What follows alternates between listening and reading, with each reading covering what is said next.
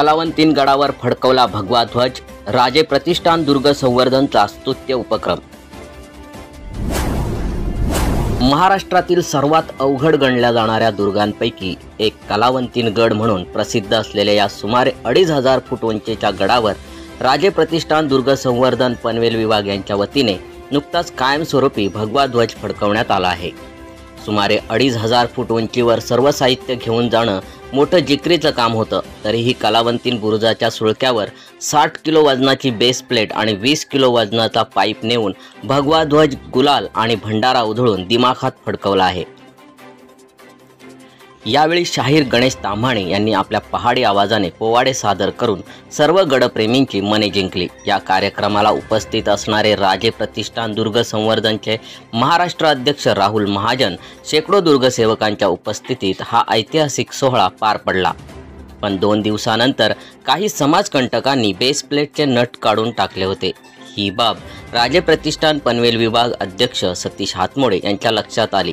त्यामुळे त्यांनी 12 आणि 13 डिसेंबर रोजी जनरेटर आणि 2 ड्रिलिंग मशीन, 50 मीटर वायर आणि 100 मीटर रोप वरती नेऊन ही मोहीम पुन्हा यशस्वी करण्यात आली। त्याच दिवशी पनवेल तालुक्याचे आमदार प्रशांत ठाकूर हे देखील कलावंतीन दुर्गावर आले असताना त्यांच्या उपस्थितीत पुन्हा भगवा डौलाने फडकवला। पनवेलच्या आमदारांनी सर्व दुर्गसेवकांचे अभिनंदन करून आगामी होणारे काम श्री छत्रपती शिवरायांची मूर्ती आणि शिडीकरिता सहकार्य करण्याचे आश्वासन दिले आहे। कलावंतीन दुर्गाला लागूनच प्रबळगड असल्याने दर शनिवार रविवारी कलावंतीन आणि प्रबळगड पाहायला हजारोच्या संख्येने येथे पर्यटक, ट्रेकर्स आणि शिवभक्त येत असतात।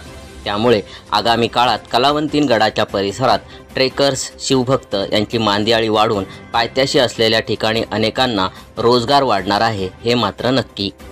पनवेल विभागीय अध्यक्ष सतीश हातमोडे आणि सर्वच शिवशंभू दुर्ग संवर्धन सदस्य यांच्या मोठ्या विशालकाय सुळक्यावर भगवा ध्वज लावल्याबद्दल आईसाहेब श्रीमती कल्पना राजे भोसले आणि संस्थेचे संस्थापक उदयनराजे भोसले यांनी अभिनंदन करून आगामी मोहिमेसाठी शुभेच्छा दिल्या आहेत। रोहिदास ठोंबरेसह ब्युरो रिपोर्ट, सम्राट मराठी लाईव्ह, चौक रसायनी।